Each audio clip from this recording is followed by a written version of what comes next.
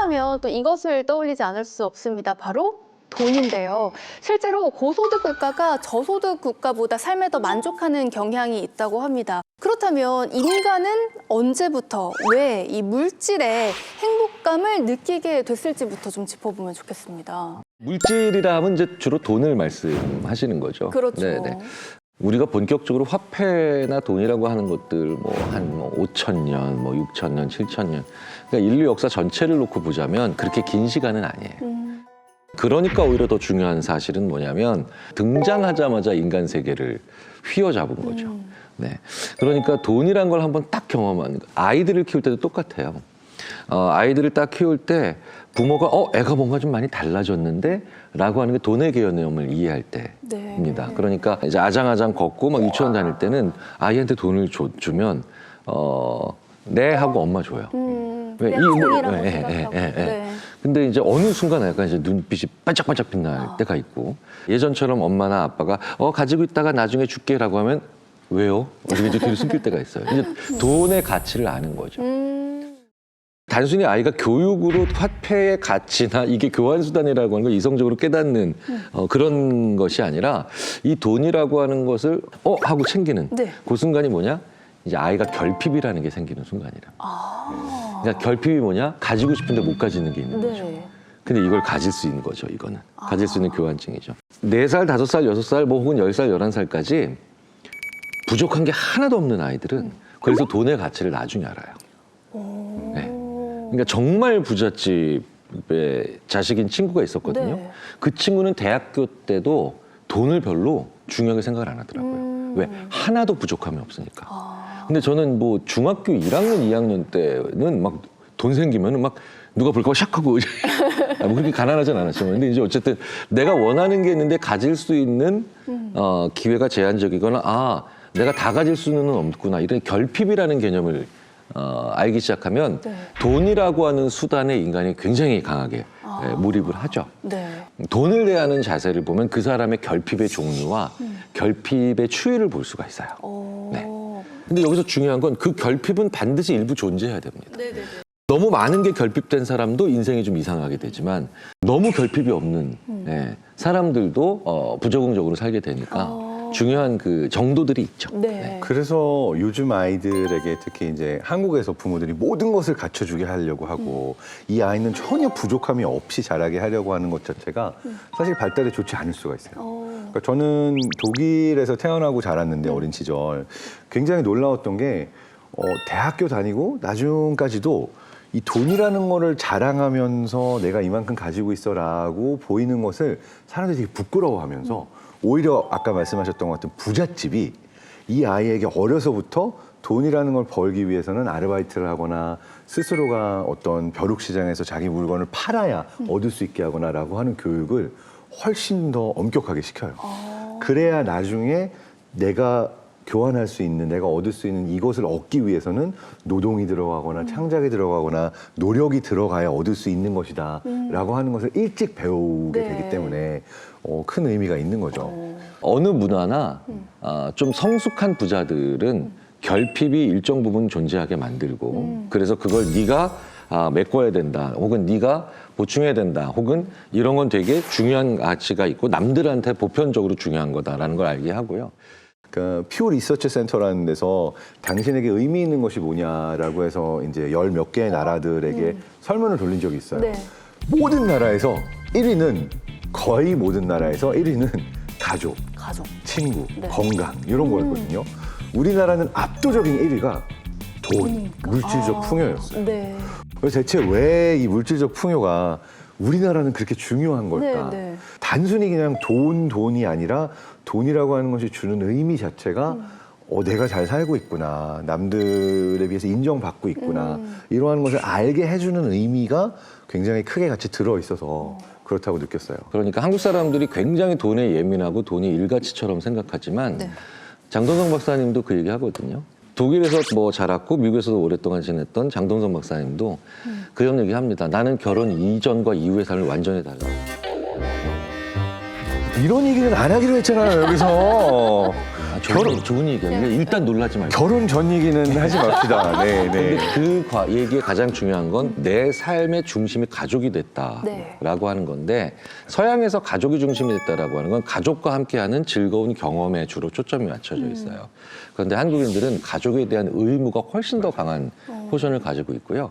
그래서 우리가 오해하면 안 되는 게, 한국 사람들이 물질 만능주의라고 생각하는 건 대단히 큰 오해예요. 아, 그렇습니다. 무슨 얘기냐면 네. 내가 이만큼 돈이 중요한 이유는 거기에 내 가족에 대한, 즉 나 외에 다른 사람에 대한 의무도 다 들어가 있어요. 책임감. 네, 물론 의무를 다한다는 걸 나를 행복하게 만드는 것으로 완전히 동일시하는 건 큰 네. 문제지만, 한국 사람들이 굉장히 물질 만능주의적이다라고 서양 연구자들이 얘기하면 제가 앉혀놓고 똑바로 알려주죠. 네. 너희가 가족에 대해서 생각하는 것보다 우리는 훨씬 더 가족에 대해서 여러 가지 많은 그 생각들을 더 많이 하고 있다.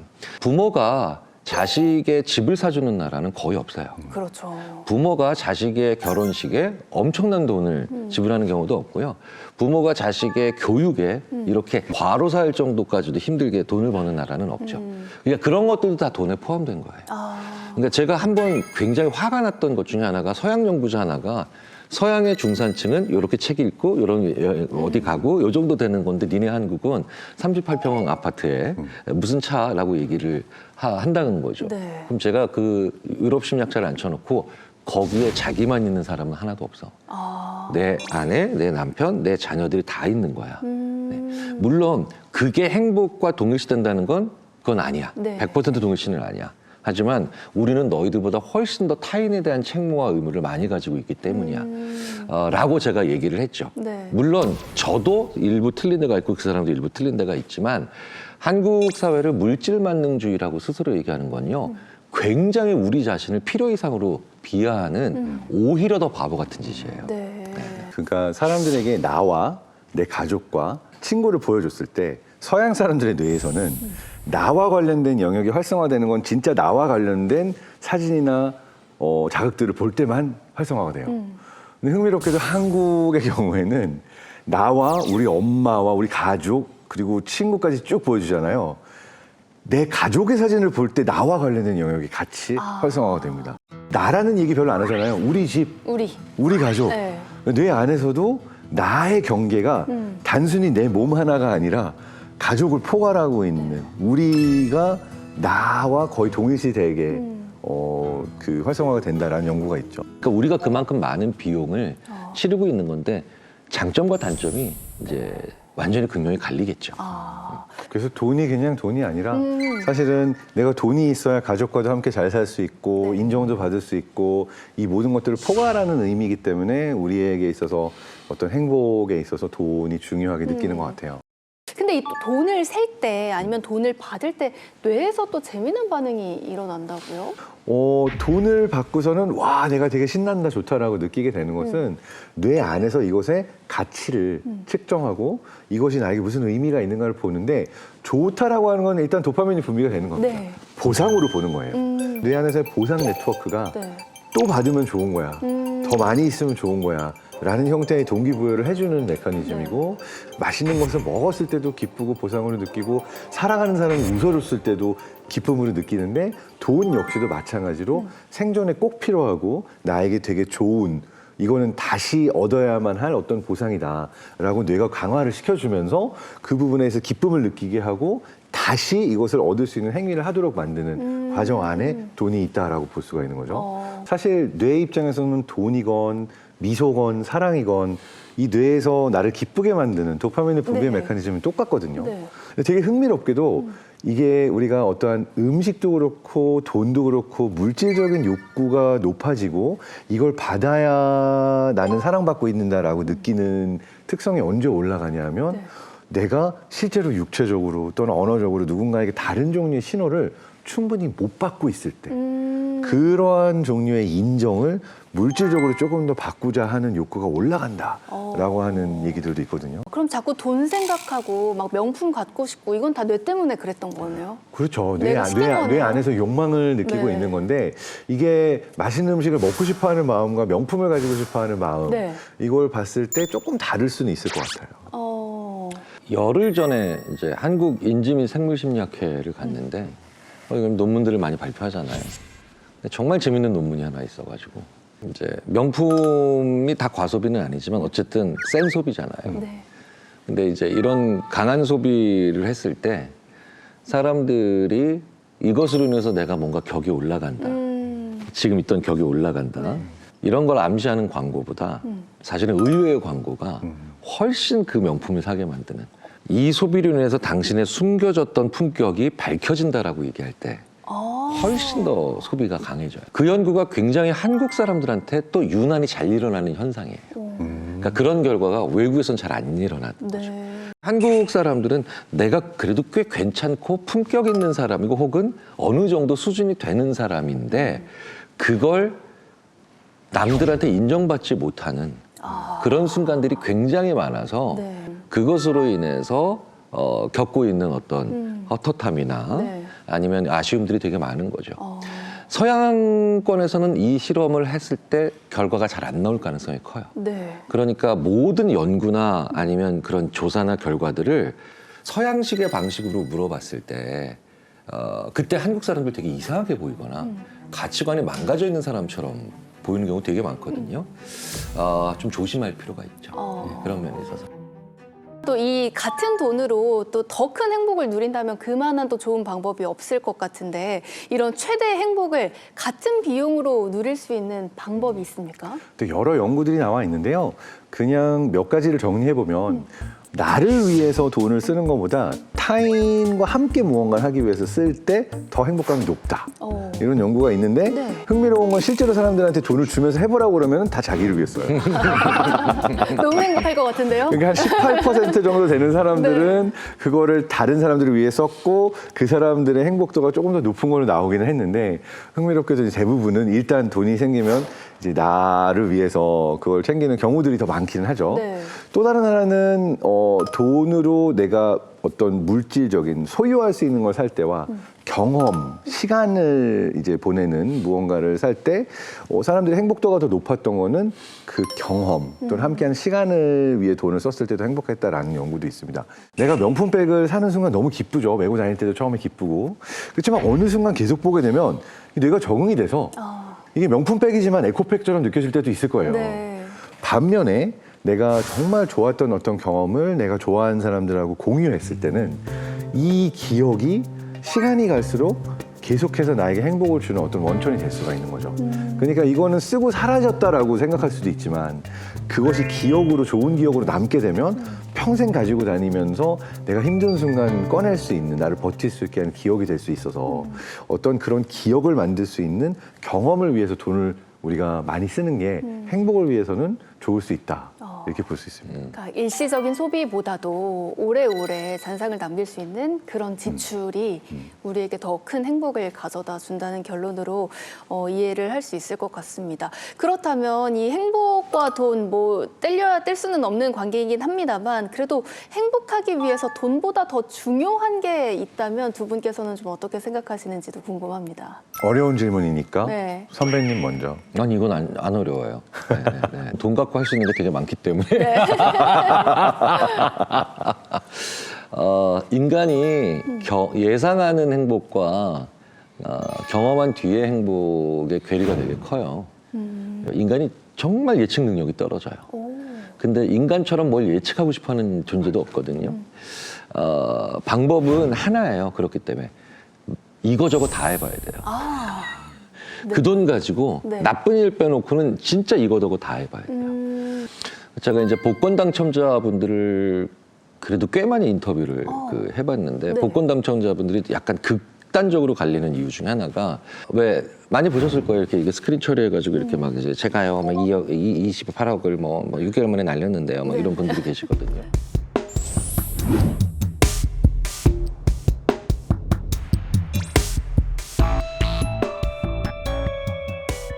평균적으로 2년 이내에 다 날리거든요. 근데 그분들이 처음에 하는 일이 바로 뭐냐면 굉장히 큰 돈을 한번 써봐요. 굉장히 큰 돈을 한번 써봐요. 네. 그런데 안 행복하면 곱하기 2나 3, 심지어 곱하기 10을 해봐요. 그럼 지수적으로 소비가 들어가면서 대부분 망하거든요. 그러니까 제가 인터뷰했던 분들 중에는 6번 소비 행동으로 복권 당첨금을 다 날린 분들이 계세요. 네. 그런데 아주 지혜로운 분들은 뭐냐면 그걸로 찹쌀 떡볶이 안 먹어봤는데 먹어봐야지. 오. 자기가 복권 당첨되기 이전에 했던 소비의 규모는 동일한데 미처 못 해봤던 아. 네, 탐내볼 그런 염두가 안 났던. 네. 왜냐면 내가 1,000원만 있었으니까 1,000원짜리를 한 번 할 수 있잖아요. 근데 내가 1,000원이 지금 100장, 200, 뭐 만장 뭐 이렇게 됐으니까 네네. 그 1,000원짜리를 여러 번 해봐요. 그럼 이제 어떤 일을 하면 얻어 걸려요. 진짜 행복한 네, 나를 순간이. 진짜 행복하게 만드는 네. 거. 그런데 그분들은 그러니까 기회를 많이 만들었기 때문에 갑자기 한 6개월쯤에 다시 만나보면 교수님 저 책 한 권 쓸 수 있을 것 같아요. 그래서 뭘요? 그랬더니 내가 좋아하는 3,800개. 근데 비용을 다 합쳐봐야 네. 진짜 몇백만 원도 안 되는 거죠. 이제 그런 분들은 그렇기 때문에 그걸 같이 먹을 사람, 그러니까 뭡니까? 나의 큰 돈에 관심 없고 나랑 그 작은 걸 같이 먹을 사람들을 볼 수 있는 걸로 가죠. 전형적으로 저한테는 장동건 같아요. 맛있는 거 있으면 같이 먹고 싶어요. 참 유집이 얼마 안 드는 사람이에요. 진짜 유집이 얼마 안 들어. 호빵 2개만 사주면요. 오 하면서 먹어요. 같은 맥락이지만 이 얘기를 하고 싶어요. 돈이 많으면 이 돈이 어디에 작용해서 내가 행복해지나요? 돈이 많으면 결국은 나의 뇌잖아요. 그렇죠.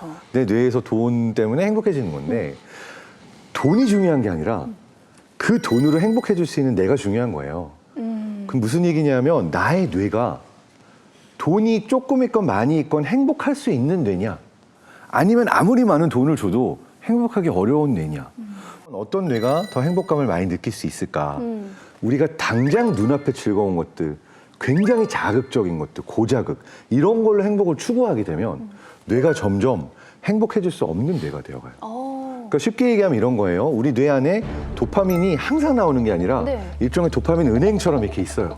그러면은 맛있는 음식, 돈, 사랑 이 도파민 은행에서 조금씩 이렇게 ATM으로 돈을 뽑을 수가 있는 거죠. 네. 그런데 한 번에 엄청난 고자극의 경험을 하거나 욕심이 많거나 뭔가 큰 거를 당장 눈앞에서 해야 된다. 이거는 뭐냐면 은행 강도가 와서 도파민 은행에 있는 모든 도파민 다 털어. 이게 이제 마약이 하는 거예요. 네. 아. 마약을 통해서 한 방에 내가 쓸 수 있는 모든 도파민을 다 털어버리니까 한 방에 어마어마한 쾌락을 느끼지만 네. 이거는 마약 없이는 다시는 느낄 수가 없죠. 그리고 더 나쁜 거 이렇게 큰 자극의 도파민이 한번 분비되고 나면 사랑하는 사람을 봐도 행복하지 않고 떡볶이를 먹어도 행복하지 않고 도파민 은행이 이미 털린 상태이기 때문에 네. 이 안에서 분비될 수 있는 도파민이 없고 행복을 느낄 수가 없는 거예요. 이게 굉장히 불행한 상태입니다. 그래서 도박 중독, 마약 중독 이런 분들이 불행한 이유 중에 하나가 너무 큰 어떠한 보상을 원하면서 내가 이 뇌 안에서 쓸 수 있는 나의 도파민을 한 방에 털어가는 경험을 했기 때문에 네. 조그만 것들로 행복해질 수 없는 뇌가 되어버린 거예요. 자, 정리하자면 내가 행복해지게 만드는 거는 돈이 아니라 그 돈을 보고 행복해하는 나의 뇌입니다. 그러면 나의 뇌가 행복해질 수 있게 하기 위해서는 어떤 게 좋은 전략이냐? 세상에 비싼 맛있는 음식 다 먹으러 다니는 게 아니라 한 달 다이어트하고 동네 중국집 가서 짜장면 먹는 게 치팅데이. 나를 가장 행복하게 만드는 네. 거거든요. 왜냐면 지금 자기가 다이어트 중인데. 야, 짜장면 정말. 당기세요 지금? 네. 저 아직 다이어트에 대해서 참았다가 먹었을 때 기쁨을 노리고 있어요. 네. 야. 그래서 내 뇌를 행복해지는 뇌를 만들자. 네. 그 이야기는 눈앞의 즐거움을 포기하는 연습도 해보자. 조그만 즐거움들로 행복해질 수 있는 경험을 자주 하자. 그래서 이게 저는 행복에 있어서 가장 중요하다고 생각합니다. 아.